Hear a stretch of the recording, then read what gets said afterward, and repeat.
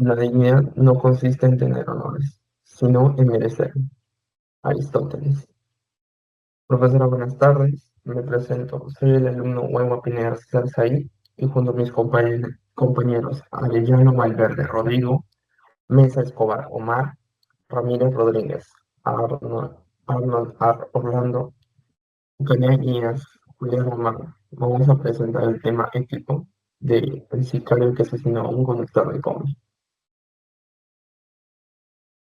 Primero, empezaré por la descripción del caso. El 5 de mayo de este año, un sicario asesinó a Brian Anthony Conrado Marcos, un conductor de combi de tan solo 28 años. Se sospecha que el crimen fue motivado por la negativa de Brian a pagar cupos a bandas criminales. Y lo que yo expondré el día de hoy será el tema 1, lo que es persona y acción humana. En primer lugar, tomaremos el caso del conductor. Según la dignidad ontológica, el conductor de la combi habría perdido la dignidad al fallecer, ya que según este concepto, la dignidad de una persona está desde su concepción hasta su muerte. Y según la dignidad moral, ese individuo no podría haber perdido su dignidad, ya que sus actos no reflejan algún comportamiento deshonroso, pero también se le puede considerar que tiene dignidad según el autor o la corriente filosófica, que se le podría denominar dignidad post-mortem. En este caso, voy a hablar sobre el sicario, la persona involucrada en el asesinato, el que asesinó al conductor. En este caso, este sujeto, al realizar este tipo de actos, según la dignidad moral, su dignidad sí vendría a ser afectada, ya que claramente está haciendo un acto moralmente incorrecto.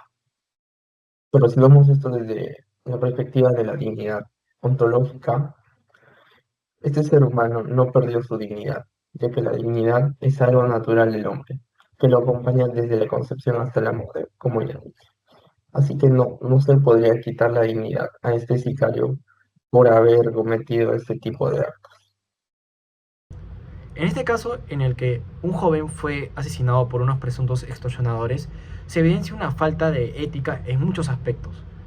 Como ya mencionó la profesora, nos comenta ciertos elementos de la ética y también ciertos conceptos que muestran un aporte específico a la ética.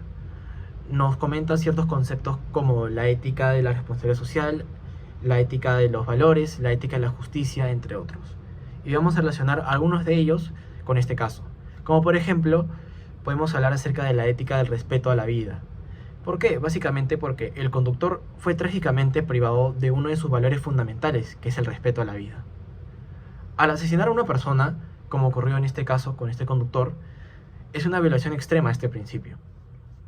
También podemos relacionar este concepto con otros como la ética de la justicia, en la cual nos dice que toda persona que cometa un crimen tiene que rendir cuentas ante la justicia.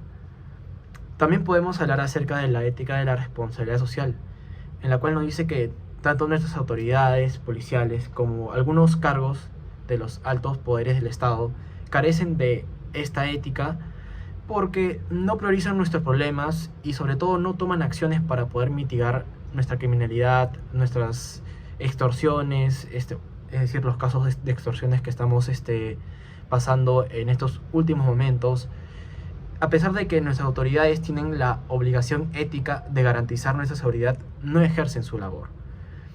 Por último, podemos hablar acerca de la ética de la convivencia ciudadana, en la cual nos dice que tanto el ciudadano, sobre todo el ciudadano, tiene miedo, tiene desconfianza y sobre todo violan sus derechos como ciudadanos para poder ejercer ciertas cosas, ciertas actividades, y esto les afecta de manera económica y sobre todo deterioran nuestros lazos sociales. Cabe resaltar que no es solo tarea de los policías, de nuestras autoridades, sino que también es un llamado a la acción ética de cada ciudadano. Este caso ocurrió en Villa El Salvador, en Lima, y es un ejemplo brutal de lo que pasa cuando se rompe el tejido ético de una sociedad y un sicario se subió a una combi como si fuera un pasajero más, y en pleno viaje le disparó al conductor, Brian Anthony Conrado Marcos, frente a los ojos de todos. No solo le quitó la vida a una persona, sino que dejó marcado a los pasajeros, a la familia de la víctima víctima y a toda una comunidad que ya vive con miedo por la inseguridad. Ahora, si analizamos el hecho desde la ética, la pregunta es, ¿el sicario actuó libremente? Si entendemos la libertad como la capacidad de tomar decisiones conscientes, entonces sí lo hizo. Nadie lo obligó físicamente. Él planeó el crimen, lo ejecutó con intención y después intentó huir. Pero según lo que explica Adela Cortina en el capítulo 2 de su libro ¿Para qué sirve realmente la ética?, esa no es una libertad auténtica. Ella dice que ser libre no es hacer lo que uno quiere, sino actuar con responsabilidad, pensando en las consecuencias para los demás. Y acá claramente no hubo ninguna preocupación por el otro. El sicario eligió la violencia, rompió todos los principios de convivencia y fue totalmente indiferente al daño causado. Es lo que Cortina llama una libertad sin ética, una libertad que se vuelve destructiva. Además, Cortina menciona que la responsabilidad ética no solo somos responsables cuando nos descubren, sino cuando reconocemos lo que hemos hecho y asumimos las consecuencias. El hecho de este hombre haya intentado escapar muestra que no hubo ni la más mínima intención de hacerse cargo. Todo lo contrario, actuó como si la vida del otro no valiera nada. Este crimen también nos hace pensar en el contexto. Se cometió durante un estado de emergencia cuando supuestamente hay más presencia policial y control. Entonces hay una responsabilidad institucional que está fallando. Como ciudadanos no podemos acostumbrarnos a esta violencia. La ética, como dice Cortina, debe servir para construir una sociedad más humana donde cada uno de nosotros se preocupe por el bienestar común. En conclusión, sí hubo una decisión libre, pero fue profundamente inmoral y antisocial.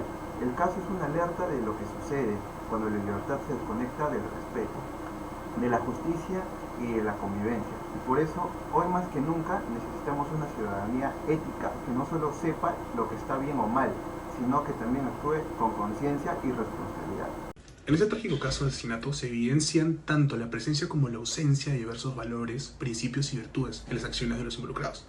Primero, tenemos la integridad y valentía por parte de Brian Conrad. Brian, al negarse a pagar los cupos exigidos por mafias locales, demostró valentía y firmeza en sus principios. Esta decisión, aunque lamentablemente le costó la vida, refleja su integridad y compromiso con la justicia. Segundo, violencia y falta de empatía por parte de los sicarios. Los asesinos, al ejecutar a Brian frente a pasajeros inocentes, mostraron una total indiferencia por la vida humana y el bienestar de la comunidad. Su accionar evidencia una ausencia de valores fundamentales con el respeto y la compasión. Tercero, miedo y silencio por parte de la familia de Brian. La familia de Brian evitó brindar declaraciones por temor a represalias, lo que refleja el clima de inseguridad y miedo que impera en la zona. Este silencio, aunque comprensible evidentemente, pone de manifiesto la necesidad de fortalecer la protección de las víctimas y a sus familias. Y cuarto, el compromiso y la solidaridad presentes en los transportistas. Ante la creciente violencia, los gremios de transporte han anunciado una marcha por la paz y buscando exigir al gobierno medidas efectivas contra la criminalidad. Esta iniciativa demuestra un sentido de unidad y responsabilidad colectiva para enfrentar la inseguridad. Ahora bien, desde el punto de vista ético de la imbecilidad, según Sabater, ser imbécil implica vivir sin reflexión, sin cuestionar nuestras acciones y sin asumir las consecuencias de nuestras decisiones.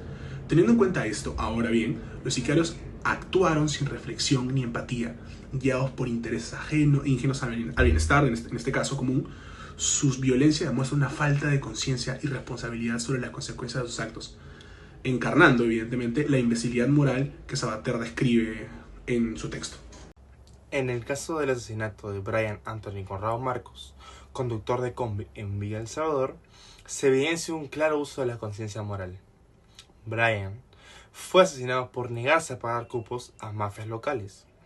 Una decisión que, aunque le costó la vida, refleja un profundo compromiso ético.